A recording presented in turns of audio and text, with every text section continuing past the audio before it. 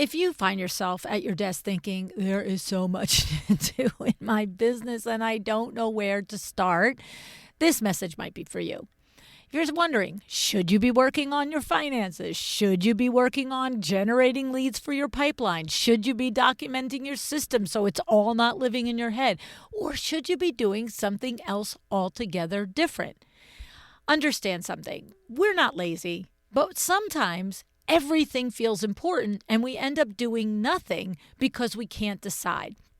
And that is exactly why I am hosting a live Zoom session on February 17th at 1 p.m. Eastern called Lou University Prereqs for Success.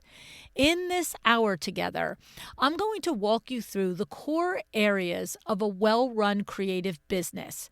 Okay, we're going to go through operations, finance, marketing, sales, and leadership. And as we walk through these different areas, you're going to say, oh, am I up to snuff here or do I have gaps? You're going to say, I feel pretty good here, or no, that's really a spot that I need to work on. And hopefully when you leave this Zoom, you'll have some idea of what your next smartest move should be. Likely, it might be that there's a Luann University course to help you take that next step, okay? If there is, great. If there isn't, yay you got some clarity, you're on with your day. So I would love to invite you to come to this Zoom. You go to luannigara.com/prereqs, PREREQS. The link will be in the show notes. And 2 attendees are going to win a free 5-week Lou University course, and every attendee that is there will get a special offer available only to you because you were there with me for this time. So if you're tired of spinning, overthinking, and wondering if you're working on the right thing, I'm hoping that this time together will give you the ideas of where you need to put your time and attention. So go to luannigara.com/prereqs, and I will see you on February 17th, 2026.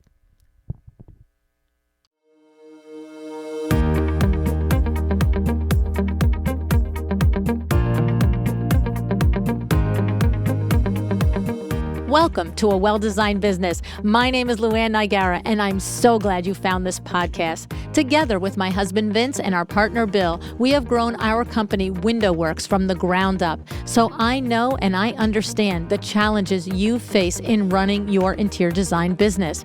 I also know that your talent alone isn't enough to ensure your success. So on this podcast, we talk about strategies and practical steps to help you grow your business. But make no mistake about it, we have our share of fun here too, mixed in with those aha moments that I love so much. This isn't fluff. Nobody has time for that. Whether you are a new interior designer or a seasoned designer, I am here to help you create and to manage the kind of interior design firm that you dream of. It's straight talk and it's action. Are you ready? Let's get started. Okay, let's just say it out loud. AI is not going anywhere. It's not a phase. It's not a trend. It's not something we can ignore and hope it quietly settles down. And if you're anything like me, you probably have 2 completely opposite reactions all at the same time. 1, this is incredible. And 2, this is mildly terrifying. Welcome to A Well-Designed Business. Today, I have Jenna Gaidusek back on the show. And if you don't already know Jenna, she has truly positioned herself as one of the leading voices in AI education for interior designers and window treatment professionals. And I say that with deep respect because this lady is in it on the daily. She is swimming among 20, 30 different AI tools at any given time. She's testing, she's researching, and she's breaking things and rebuilding them. And it honestly, I got to tell you, it feels like she's doing all of the work for the rest of us, so we don't have to be in the wild, wild west with this. Now, Before we meet Jenna, I also want you to know that Jenna is one of our newest Luann University instructors. She will be teaching 2 classes this semester on AI, and registration is open right now, and classes begin the week of March 9th, 2026. At the end of our conversation today, Jenna will walk us through what specifically about AI for your business is she will be teaching. So if this conversation sparks something in you, and I promise it will, make sure you check out her courses at luannuniversity.com/Jenna, and you can get the details there. Now, Jenna was also with us here last summer, okay? And in that conversation, we talked about what AI can actually technically do in your business, the tools, the capabilities, the workflow improvements. It was a practical conversation. It was tactical, and it opened a lot of eyes. So, but if you haven't listened to that one, you're going to want to. We'll link it in the show notes. But today, this is the next level conversation. Last summer, we talked about capability. Today, we're talking about responsibility, because ignoring AI is not a good idea, right? You don't want to ignore it and not use it, but you also don't want to use it without standards. This conversation today isn't about the tricks. It's not about write me an Instagram caption in 10 seconds. We're talking about ethical boundaries. We're talking about protecting yourself and your clients. We're talking about protecting your intellectual property. We're talking about leading your team in a way that reflects your values. So let's get to it with Jenna. Hey, Jenna, thanks so much for coming back on A Well-Designed Business today. Thank you for having me again. So, Jenna, you know how, much I just respect how you are just leading, you and a few others, but you've made a significant inroad in our industry in being a leader in AI and helping us understand its uses, but also the cautions for it that we need to be thinking about with it. And, I spend a lot of time in AI, and it's still, I can't imagine committing to being the one to learn as much as I can learn for everybody else's benefit. That is such a huge lift. I'm like, I'm going to learn what I can learn for me and my team. How about that? That's a good place to start. I wish I did it that way sometimes. Right. But I mean, you are really just taking it on for all of us. And really, I know from our personal conversations that it's not like once in a while. It's a daily thing for you to really what's new today, because there is practically something new almost every day between the 20 or 30 AIs that you are swimming among, right? Yeah. So I think it's awesome. And I take every chance I can to thank you for that, because it's appreciated. It just feels like, okay, Jen is on it. We'll find out. Thank you. I'm trying my best. That's it. But today we decided we were going to talk about ethical boundaries around AI. So we've had conversations on this podcast, on Window Treatment for Profit, with yourself and others about some of the actual tools and ways to use it and so forth. But let's have, what is it, what you proposed the beginning of the conversation to be this point of view. What is it that you want to say to us about the ethical boundaries around AI when we think of it in relation to our design teams? I think that a lot of designers and people in general, let's just say in general, are hesitant to use AI because they're concerned about environmental impacts. They're concerned about, taking over their creativity and replacing them. And I 100% understand where they're coming from. And I am with you on that 100%.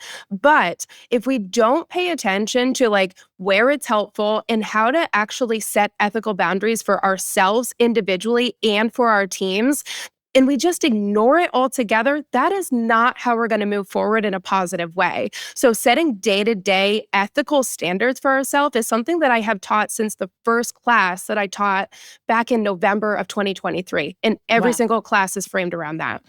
Okay. So give us some ideas and suggestions in your mind around that. What are some of the best practices for setting your own personal ethical boundaries? And where are some of the places where you're like, yo, that's not cool. Don't do that. Well, number one, I do not take other people's work and put it into my AI. So I don't go to websites. I don't go to Pinterest. I don't go to anywhere on the internet and find somebody else's intellectual property and, something that I don't own the rights to, whether that's the rights to the photography through the photographer or to the designer that paid to have that photograph. It is not mine to take and use in any way. So if I'm going to create an image or look for inspiration, I'm using my words or the work that I have done in my own body of portfolio. Okay. Okay. So let me just clarify here, right? So we're talking about, say, image generation. We're talking about maybe ideas for design for somebody's project. And, whether it's something as simple as a bookcase or as complicated as, an entire huge 40 by 60 room or something, right?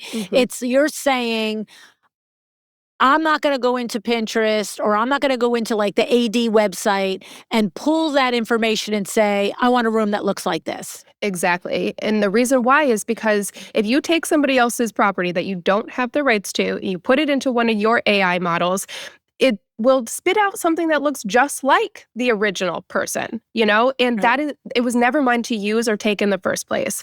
So I would not be happy if somebody did that to me and then, stole my content and then repurposed it for their own benefit when I paid so much time and money for that project to be photographed and I own the rights to that photo. Now, this is something, to your point, this is a personal ethical Mhm. boundary that you advocate that every designer take this position on. However, there's nothing that your real point is there's nothing stopping anybody from doing this at this point in Exactly. time. Okay. Exactly. So it's just like, who are you at the end of the day? And what do Mhm. you say when you close your eyes? Like, can you live with your actions for the day? Yep. Right. Yep. Now, one question I want to clarify is for a billion years, ever since there was Pinterest, Mhm. designers have not only themselves been gathering inspiration from Pinterest, but it's been the part of so many designers' process to say to their consumer, go fill up a Pinterest board for me of all the things you think you want your living room to look like. But I think the distinction that what you're saying is that still takes your intellectual design, creative brain to take an idea, take an image from wherever your consumer gives it to you and interpret it. Whereas with AI, it can literally duplicate it in some way. Yes, yes. So with Pinterest, it's always backlinking. You at least know the source. If you're getting a design board from a client where it's like, here's my inspiration, then you can Uh-huh. always go back and find that. Now, if you take something from somebody's site, you've removed them entirely from that image. And then you're basically saying, oh, I found this image. Let's now repurpose it into something that I can use for myself in my own business. Yeah. And for me, ethically, like that just never felt right. Even when I would take things from Pinterest, and I've literally only done this twice in my entire career for inspiration, I still went and found the original source of where that image came from and still credited in the presentation deck, here's the designer that did this. Oh, That's how whoa. much I appreciate and value what people do in this industry. And I know how much work goes into it. Wow, that's unusual. You know that's a I know it unicorn is. move right there. But this is why I can. So let me give you an example of why I do this because it came back to me. And this is exactly why I do it. So I'm speaking at a photographer's conference again, and they had messaged me saying, hey, there's this thread going on in one of our photography Facebook groups, and somebody is saying that AI for interior designers, which they had misquoted, it's a name like mine, but not mine, had stolen a image and then reused it for something else. And the photographer owns the rights to that image. So the photographer saw it, saw that this was not their client. Somebody else had used this as AI education, thought it was me. And I said, I can tell you 100% that was not me. I have never once taken somebody else's image. And I can tell you that for certain right now. So Right. because of that, I was able to clear my name and, Mm. like I feel better about it. Like there was Yeah. never a question of, was that me? Did I do that? Oh my Oh, gosh. sometimes I I do just it, never did. sometimes I don't, right? Yeah. Like, no. Yep. Yes. Exactly. So starting from the get-go, knowing I'm not going to do that is a Yes. good way to set those ethical boundaries for myself and also for my firm. Okay. And now we kind of go back into, I don't know how often it happens now, but I know that when I think about the 10 years of interviews on the podcast and I think about going back 7, 6 years ago, there was a moment in time where some people in marketing were like, yeah, it's okay if you want to build your brand new business on Instagram using other designers' work as long as you credit and you say, oh, great, getting great inspo from Sally Smith in, Spokane and, yada, yada.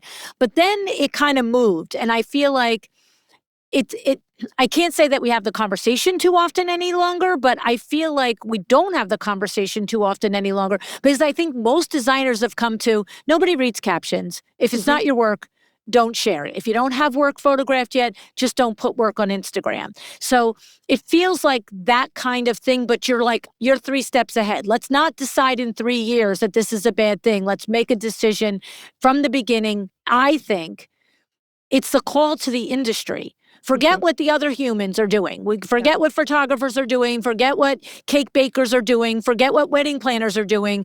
You're saying, look, us interior designers, let's not do this. Let's not use somebody else's work with just don't use it from AI. And if you're going to, list it as that person's work, right? Yep. And I think a lot of it goes back to that situation where I remember those conversations in, all the Facebook groups and is this right? Is this wrong? And then people were just building these accounts and then would sell them, but on the backs of designers that didn't have the following and couldn't get their own work out there. So I think that's honestly maybe why I started doing it this way because of that conversation. Yes. Yeah. And also I feel like a year or two ago when AI started, there was a hot minute where it was like, oh, are we going to now, instead of having Pinterest from somebody else or somebody else, are we going to have AI images on our Instagram? But I feel like, listen, you can't speak for the whole industry. There's 100,000 designers in the US, let alone the globe, but I feel like in a second, we were all like, don't do that. Like, don't put an AI image. Yeah. I don't even care if you say it's AI. Right? Like, what are you doing? Right? Yeah. I don't like doing that. I forget the ethics, which we're not going to forget the ethics. The right term is in addition to the ethics. I just feel like I don't feel like it's a big move in our industry. I feel like it kind of got started and got squashed right away. If somebody's listening that's still doing it, you're the one doing it, stop, is my opinion. But I just feel like the other reason not to do it beyond the ethics is if your Instagram feed has enough AI generated images, you just make it seem like to the direct garden variety consumer that it's easy enough to make an AI image and what do they need you for? Now, I did the exercise with you with Design Hounds in Chicago, and I know darn well that it is not as easy for a garden variety consumer that is not a designer to make a good AI image as it is for a designer. Because I tried to do it and I looked at my results against everybody else's. I was like, right, you don't speak designer. I love that point though, because, they knew the right words to say. And that's regardless of it being a tool and not, like, that's the difference between the average consumer in our language. Yes. If you remember the exercise, you were having us take one space in our house and just redesign it. If we had a magic wand, what would it be like? And it was just so funny how I realized the words I was using to tell AI. I wanted to feel, light and airy and, blah, blah, blah. And then I got it and I was like, well, that's exactly what I asked for. But actually, I don't want light and airy. That feels way too cold. And then I was like, I went mood and dark. And I'm like, well, it took me 4 times. I'm like, okay, you know what? I'm bored of this. Yep. And that's what we get, the raw information from our clients. And then we're always like, okay, well, the husband said this and she said that, but what does she really mean when she said that? And that's where we come into play as humans as that central point. That's right. That's exactly right. And I appreciate that. Okay, so one major ethical boundary that you suggest that we set is to just absolutely not bring in anyone else's intellectual property, written word or visual, graphic or photograph into our AI and into our workflow. Yeah. When you say written word, sometimes I do need to quote things. So I do bring, quotes and I do mean that. to plagiarize it, not to plagiarize. fact check it. Yeah, We don't that's just all the way off the table. Yeah. Right. Yeah. Right. Yeah. Right. Like we're not going to take somebody else's product, written word product and present it as our own either, is the point. Exactly. Yeah. Exactly. Okay. Yeah. Okay. So what's something else that you feel is a non-negotiable or a suggestion that you think that designers should think about for their own businesses? Data. So really scrubbing your data before you put anything in here. And that could be your address, your client's address, QuickBooks. People literally run their QuickBooks without taking any personal information out. And I'm like, what are you doing? That's crazy. And they're proud to tell me this. And I'm like, please tell me that you literally just ran numbers and there's nothing else in there. And they're like, oh no, that's terrifying, right? Like that's not just your information. That's also your client's information. And I don't trust any of these AI companies with what they say they're doing and what they could potentially be doing behind the scenes. So do your best to protect yourself. And that's not just what you put into ChatGPT. That's if you're using what's called an agentic browser. That is when you have, so agentic means basically the agent can do stuff on your behalf. And so my browser that I use for the internet is called Comet. It's by Perplexity.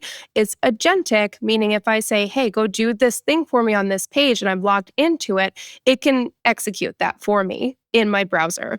So let's say you want to have it look at your QuickBooks and you have logged into your QuickBooks or your banking account in this agentic browser. Be cautious. Like, just don't do that is probably the best rule of thumb. I never open my secure information in an agentic browser where it can just see everything on the screen. So what you're saying is you have a browser that exists by default that is agentic. So if you were going to open your QuickBooks, you would close out of that browser and do it in another browser because that browser is defaulting into whatever you open. That's what I do. Yep, exactly. Makes sense. Okay. Now, question for you.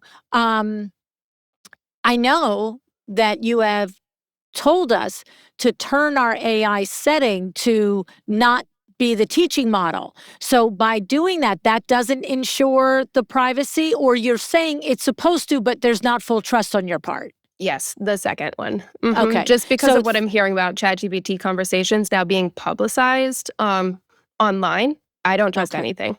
Okay. So we're supposed to be able to trust it based on what the terms and conditions are. But you're saying, listen, if you're talking about your financial data, your client's financial data, why don't we just act as if we can't trust it? Yep. Okay. It's just best to do it because whether it's not doing it now, it could be in the future. And imagine every conversation that you've ever had, even if it's locked in and not on the free version, saying that, what if every conversation you've ever had with ChatGPT or Grok or whatever is then exposed online? That's a then real you'd probably possibility. put me in an insane asylum. You'd I be think like, most of us. That's really what goes on in her squirrely brain? Yep. Those questions? That's a medical problem she might want to go to a doctor about. Okay. Yeah, but can you imagine? Vinny will come into the house and he'll be like, who are you talking to? I'm like, Dad, who else? I don't talk to anybody else about this stuff. Yeah, but that would be terrifying. Oh my God, that's crazy. I mean, and hopefully I'm gone by then. Yeah, It'll seriously. be posthumously the ChatGPT papers of Lorraine Niagara. Yes, absolute certifiable lunatic. It's our old journals. We don't journal anymore. They'll be like, what was she ChatGPT in? Right. We're not looking for the diary of Ben Franklin. Yeah. We're looking for the ChatGPT of Lorraine Niagara. History. We laugh, but oh my gosh, how terrifying. Oh my God. It's the truth, right? It is. It's the truth. Yeah. It's the truth. Okay. All right. So now when you say scrub it though, what are we talking about? Maybe copy and paste it into a Word document, just leaving off names and account numbers and credit card numbers, but you can still analyze data with just numbers because they're not anybody's numbers. You're looking at it knowing they're your numbers, but not anybody else. Okay. Exactly. Yep. Okay. It was funny because last year Vinny had to do a big project for our Exciting Windows members, and he got all of them to give their P&L. Yeah, their P&L. And he wanted to do this big research analysis on the average that people pay for a showroom versus gross revenue, the average that they pay for marketing versus gross revenue, because he's got the perfect model. He knows what your percentages should be, right? You've been in our EW meetings and listened to him, right? And I was like, just put it into chat. And he was like, I am absolutely not doing that. And I'm like, there has to be a way to I said the same thing, to scrub their names out. But nope, he sat there for probably about 6 weeks, maybe 2 or 3 hours a day, longhand, transferring, like, I was like, at one point I walked in, I said, you want me to get you an abacus too? Yeah. I know, but I got to respect it. Like, the amount of protection he went through, it's still human. Yeah. Yeah. He didn't have the comfort of, like, Vinny, he's not very tech savvy. He barely can copy and paste. You know what I'm saying? Yeah. And so he couldn't visualize scraping the data without just uploading it. And I certainly didn't need another project. I was like, well, if you're willing to take 100 hours and, it'll keep you busy. It was like the 4-year-old with the Legos. Go ahead. Yeah. I mean, there's spreadsheet people out there. I am not that brain. That's it, right? Okay. Are there other suggestions and ideas around ethical boundaries that you've come across that you feel are good practices? Just one. And I'm always evolving these, but these are my core 3. Just disclose. So you had also mentioned earlier that, like, if you're going to be sharing all this stuff on Instagram, like, I am of the mind that, like, if you're sharing an AI image or video or something to Instagram, share it with intention. What purpose did it solve?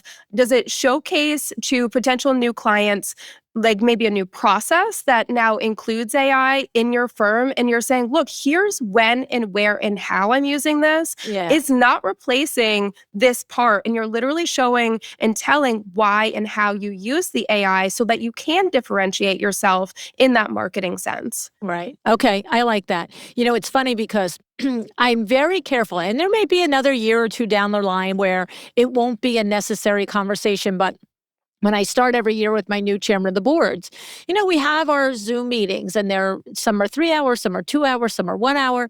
And, in the beginning, I used to take all these notes, and then I'd review it, and then, blah, blah, blah. And now I'm like, here's what's going to happen. We're recording this. We're going to get the transcript. AI is going to pull out your homework, my homework, the high-level points that we discussed. I said, and I'm not going to bother to rewrite it in my words. It's going to look and sound like AI, because basically what I'm telling you is, when I review your data, I'm going to use a calculator. I'm not going to sit there in my head and do 25 times 24. I'm going to use a calculator. Now, I will tell you, we never, even though I'm not the one that pulls the transcripts, I'm not the one who runs it through AI. Mariali does all that for me. But we never send it to the COB without me reading it. And I have never not revised or edited. I'm like, you almost got it right, Mr. Chat. Not quite, though. This was the point here that needs to be driven home. Or, that's not really something that is high level and we need to do in this. So I do review it, and I don't think I've never not had an edit, but I do the disclaimer that it's going to have all the stupid M dashes. It is going to look like AI wrote it, because it did. But it saved us all time. Yes. But you know what? I have reviewed it, and I agree with it. And like I said, the things I don't agree, I change. It's funny because there's many times in an AI session where I'm like, whoa, I never thought of that. Oh, you just made my brain do a flip.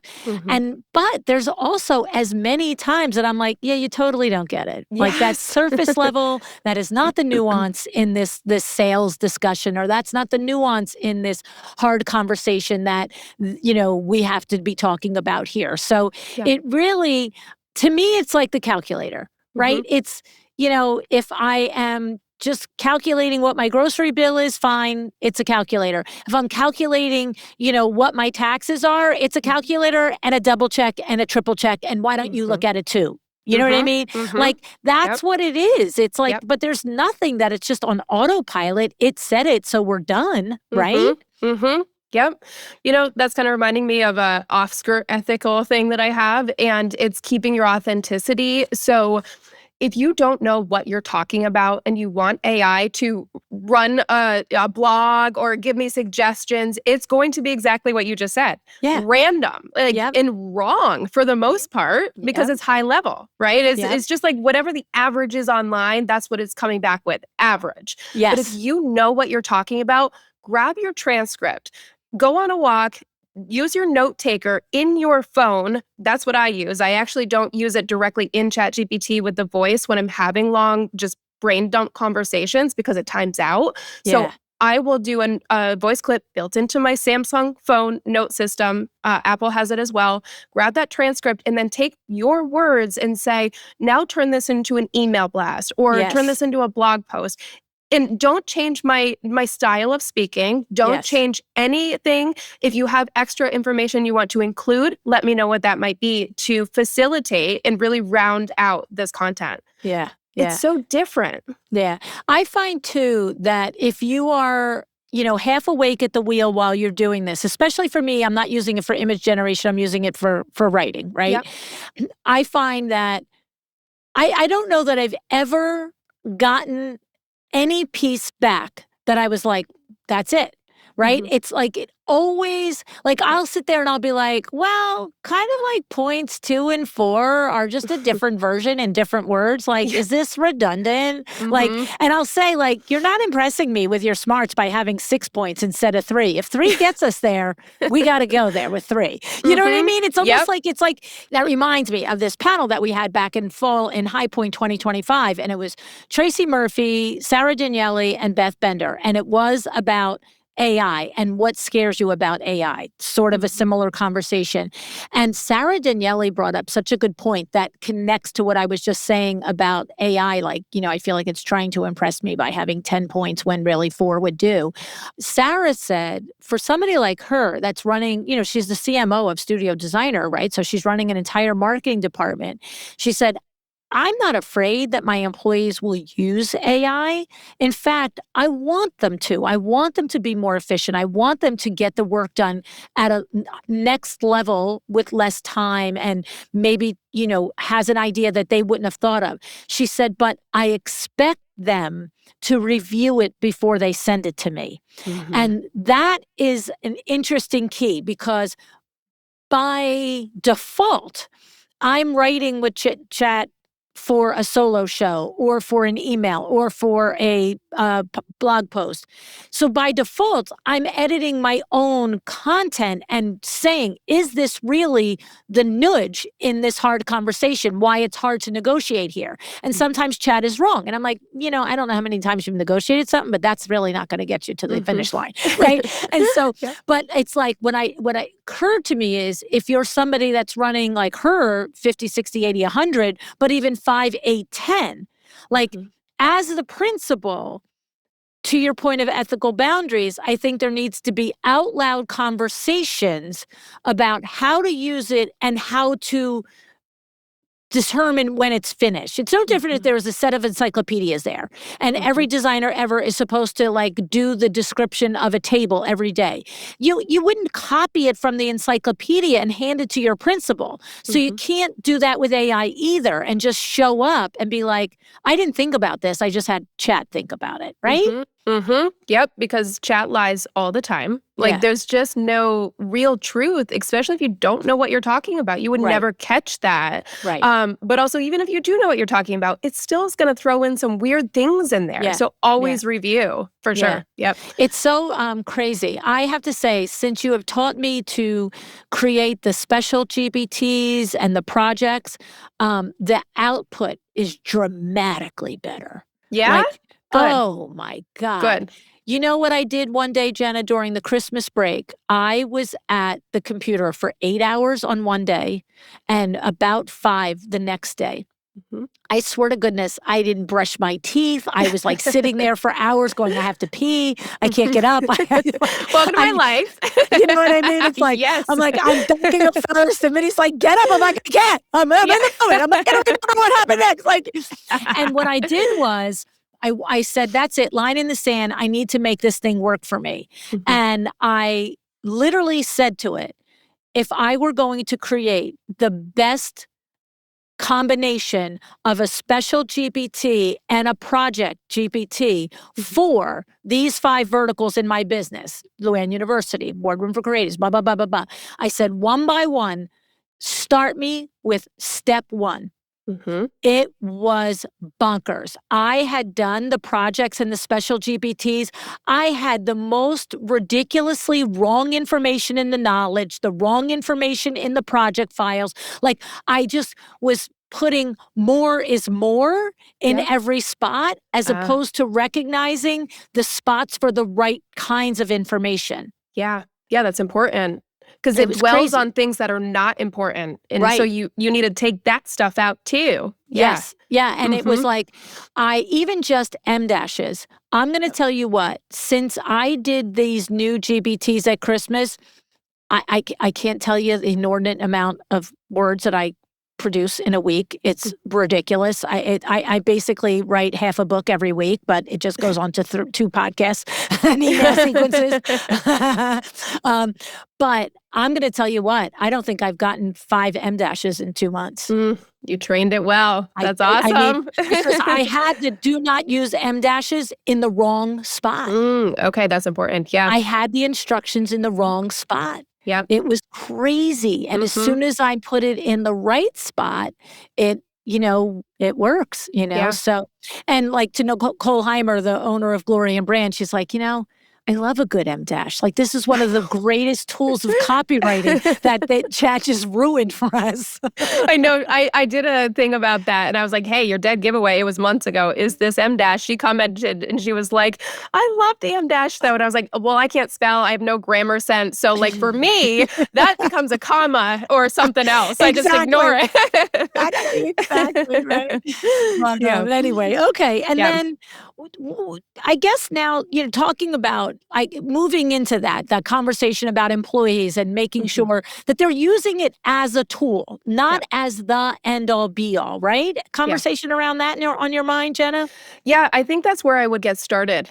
In the end, after everything that we've talked about, like these are my ethical boundaries. And that's why I just want to expose you to some of these things because nobody really thinks about it sometimes, So hopefully now you can sit down with your team if you have one and you can say, look, we don't do this here. We do this here. And you can literally create an SOP for this and say, when you're using AI, we expect this every single time.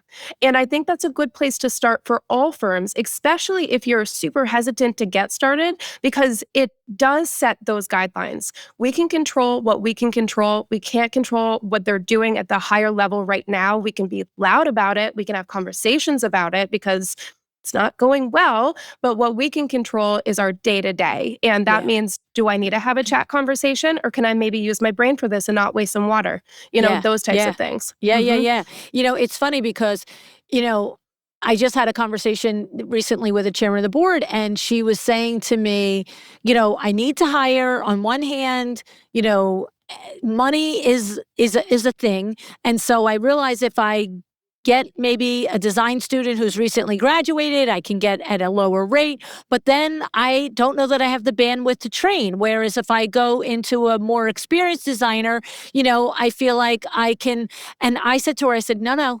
I don't care if you get a brand new designer or you get a designer with 10 years experience, you cannot forego the training period. I said, because an experienced designer, you're going to find out in 2 weeks, 2 months, 2 years that they're doing things their way, not your way. And I said, and if you don't have those weekly meetings for the first 6 weeks where you're really describing the way we do it at my firm. Now, I was talking about the way we do our mood boards, the way we do our presentations, the way we do our architectural drawings, the way we do intake calls. Like, every firm has the way they do it. And I know there isn't a entrepreneur, business owner on the planet that wouldn't walk by a conversation employee is having or look at the work product of employee that hasn't had the moment of, oh my God, that's not how I want this done. Oh my God, that's not how I want that described. And I said, so it's actually almost more important with the seasoned designer that comes into work for you, because they're going to bring all the stuff, good or bad, from other positions, but it's not your way. And so to your point, this just becomes a part of that onboarding conversation and or with existing employees, the reframe conversation around this particular SOP. You know what? I know you know how we do our mood boards. I know how you know we already do installation day. I know how you know we had to do photography day, but now we need you to know how we do AI, right? Yeah, exactly. Exactly. I love it. I love it. So lots of good advice. I think that it's a good exploration. What's so funny to me is, I don't know how you feel about it, but a lot of times people will say to me, you know, like I just did a presentation on KBIS, and of course I'm always, you know, screaming from the rooftops, you have to establish your mission, vision, values, because they're your goalposts and your guidelines for everything you do. And like somebody was like, well, how do we do it? And I just said, you know, I would love to tell you there's a secret way to do it. There isn't. It's public knowledge. You know, like ChatGPT it. Say, I want to establish my mission, vision, values. Ask me questions to help me do it, or go to Google or get a book. Like there's no proprietary way to do it. Rocket fuel will teach you to do it. Traction will teach you to do it. And I feel like, I almost feels like you could take your conversation, someone could take your conversation, Jenna, and really also sit down and say to AI, what are some of the top level things that I need to be thinking about when I guide my team on ethics in this area, right? Yeah, that'd be great. Honestly, like start with this, and what else can I consider? Here's what I do. Feed it in some information. I love that. Yeah. I mean, again, you got to put your thinking cap on. Sometimes it'll tell you stuff and you're like, well, that's dumb. Yeah. But you know that, like with your brain. Right. Exactly. Oh my goodness. All right. So I love this. It's just this every few months, we're going to keep this up, you know, just like keep on keeping on, just so that we could stay abreast of it. You know, and I just want to say I'm super excited, because right now in real time, we are in registration, in enrollment for Lou University. This is, if you're listening, this is in real time. Where are we? March 2026. Will it be February still next week? I don't remember. I don't know. It doesn't matter. Right. But we're in enrollment right now. And you are teaching 2 classes on AI. So my agreement with all instructors that their body of knowledge, you can't teach whatever you teach under your umbrella. It's not just the same class and a different name. It's something new and different under my umbrella versus your umbrella. You have a 5-week course, Jenna, and a 3-hour course. Walk us through what you expect designers to come away with taking these 2 courses. Yeah. So in the 5-week class, we're covering all the spectrum. So typically there's, you know, somebody that teaches on marketing, and then there's somebody for SOPs. I cover all of them because it's AI, and this is very comprehensive. I've never, like you said, never taught what I'm teaching for you. The world of AI is so vast that I could literally teach a new class and I never repeat. So that's why this entire curriculum is brand new, only for you. So we're going to start with like sales optimization and market analysis, and how you can use your preferred tool. I'm going to break down the tool options and then kind of just roll with one of them. You don't need all the tools. Okay. Right. So we're going to start with, you know, figuring out proposal writing and your market research using these tools, and the deeper research and analysis that they can help you to find, so that you can get better service rates and, you know, connect better with your marketing to your clients online or in person. And then we're going to get into finance. So this is for like research, planning, project structuring, that type of stuff, where AI comes in and can go even deeper with basically crowdsourcing, but not going on Facebook, like looking at all the different corners. No, it does pull that if you want it to pull, but I'm going to show you how to actually use these tools so that you can start using them more and more as you go on. Then we got operations. So AI for SOPs. Very much what we were just talking about for AI, but this is more for like every repeatable task. How can you use AI to create an SOP? Really excited about that one, because for some reason I've never taught a class on just creating SOPs. Oh, I love it. Okay. I know. That'll be fun. Yeah. And then we got marketing, content, and trend research. So for this one, we're going to be looking at, social media posts, developing a marketing content calendar, and creating more of like trend and content analysis. Just diving so much deeper than what you could do by yourself using these research tools. Then we got leadership. So, kind of coming back to setting and defining where AI's role is within your leadership planning. So, just for your firm, for your entire company, how do you want to set that expectation going forward? And what does it look like to stick with it and create quarterly checkpoints so that you can make sure? So, our conversation today really fits in with that last leadership role. That's nice. And then the 3-hour class that I'm going to be teaching, this is going to be fun because I teach this, but in different super disconnected ways, not all in one comprehensive class. So this is AI for visual presentations, sourcing, and ethical integration, as always. Yep.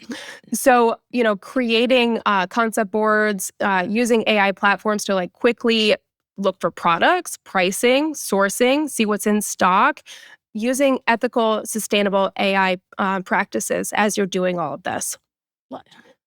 Let's see. And then creating repeatable workflows that you can continuously turn those product lists into visuals and your sourcing notes. I love it.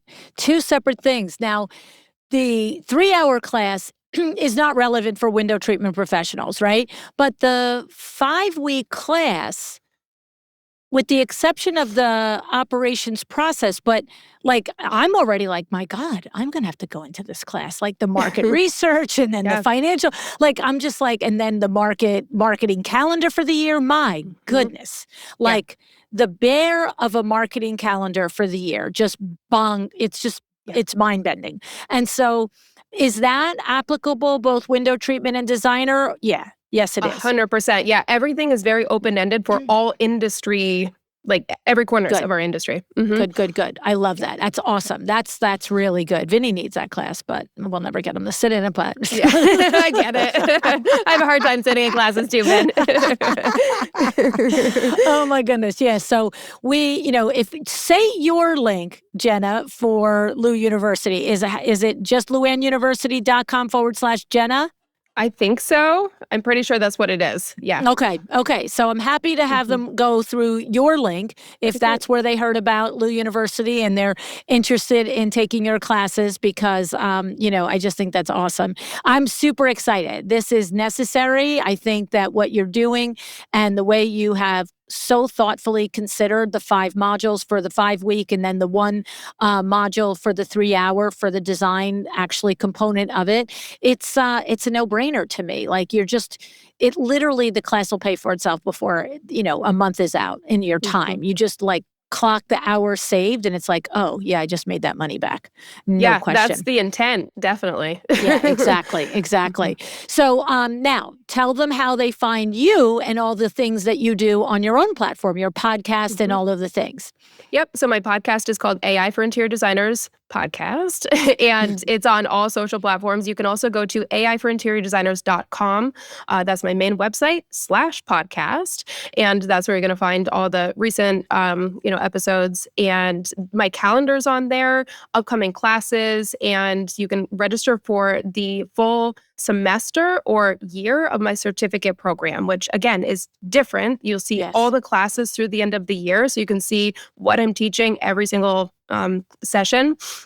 So you can do one individual class, or if you want to stick around for the entire certificate, it's ethics-based. It is literally built with ethical use in mind. And that's what the whole certificate at the end of the year is for, to put it on your website, say, we went through a training for an entire year. We learned the ins and outs for my firm or individually of what AI can actually do, how I'm going to use it, and how I'm going to ethically start applying this to my business. So that's what I put together with a series of, there's so many classes. Yeah. So that's what I do. Awesome. That is really a really amazing thing that you're doing, Jenna. I appreciate that. That's I just admire so much how your brain works and the way you put it all together. Like I said, it feels, I don't know what we would do if we didn't have yourself and a few of the others that are really just have decided we're gonna research this for you guys, because otherwise it would feel like the Wild West. It is the Wild West to begin with, but it would really be like the OK Corral. Like, this is insane. Get your gunfight out. I can't imagine what the crowdsourcing would be if there was no like central, hey, what do I do for this? No, that is my big observation of what you're doing, and I just think it's outstanding. So thank you. I appreciate my goodness. Well, thank you so much for being here, and I will see you at the Exciting Windows Conference, because Jenna is going to be a guest speaker second year in a row, because she's so good at what she does, and she is continuing to help us. And Exciting Windows Conference is open to anybody. You're welcome to come one time as a non-member. It is mostly window treatment facing, but it's not like how to measure a drape. It's how to run your business. You know me. I'm not putzing around with how to measure a drape. That's silly. We're way beyond that. That's other people can teach you that. Well, thank you for being here, Jen. Appreciate it. Thank you for having me. So here's what I want you to walk away with from this conversation. AI is a tool. It is not capable of exercising judgment for you. It is not thinking for you. It is not leading your business for you. It is a calculator. And just like a calculator, it's only as smart as the person using it. And that's the mindset you have to have when using AI, not blind trust. Jenna emphasized 3 things. First, do not use other people's intellectual property. Not images, not written work, not photographs. If it's not yours, don't feed it into AI, period. Second, scrub your data. Your clients trust you, their addresses, their financials. How about your own QuickBook files? This is not casual information. Protect it like it matters, because, spoiler alert, it does, right? Third, disclose and define. If you're using AI in your firm, say how you're using it. Create SOPs around it. Have this conversation in depth with your team. Because here's what I know for sure. If you don't define guardrails, there aren't guardrails, right? Now, I also especially love the leadership angle that Jenna talked about. If you are the principal, you do not get to say, hey, use AI and walk away. Right? That's not cool. That's abdication. We are the brains. We are the creative force. We are the nuance. AI is the assistant. It cannot replace discernment and experience.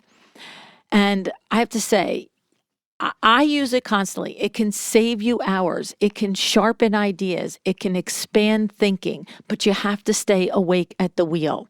So I encourage you, sit down this week to block some time. Think through your ethical boundaries. Decide what is acceptable for you and what will that mean for your company. Then turn it into a documented policy. Because here's the thing, the technology is evolving daily. And if you don't evolve daily as the leader, you're going to head for trouble, right? You're going to wake up and find out that people on your team are doing things in ways that you don't agree with. And that's important. It's no different than how your telephone is answered. It's no different the way, you conduct a walkthrough with a trade. You have to decide your way of doing it and communicate that to your team and lead them in it. Now, before I go, I have great news. Jenna will be back for a second year in a row to speak at our Exciting Windows Conference, which is happening in April 2026 in Raleigh. But just next week, before the conference, we always do a pre-conference Zoom. This is happening on March 12th, 2026, 1:30 to 3 p.m. And at this free Zoom event, Jenna and our other speakers will be giving you some ideas and tactics to put into practice ahead of the conference. If you don't ultimately attend the conference, it doesn't matter. It matters because I want you to come. It matters because I want you to learn as much as you can about your business. But you'll take something away from the pre-Zoom conference because we design it that way. Nobody's around here wasting time, right? So I'll be there. The Vin Man will be there. Jessica Harling will be there. And I hope that you will be there as well. Go to excitingwindows.biz/preview to register for the conference for free. All right. Thank you so much for joining me today. If this episode made you think, share it with a colleague, start the conversation in your design firm, with your team, with your trades. Do all the right things. All right. And decide to be excellent. Thank you so much for joining me again today. This podcast is a production of WindowWorks, your resource for custom window treatments and awnings. To learn how we can help you on your next interior design project, go to www.windowworks-nj.com. And if you're interested in working with me on your business, either through masterminds or one-on-one coaching, or you want to know how to get my book, The Making of a Well-Designed Business, or you just want to know what's going on in the podcast land and where I'm going to be, all of that is found at luannigara.com. Thank you so much. Have an excellent day.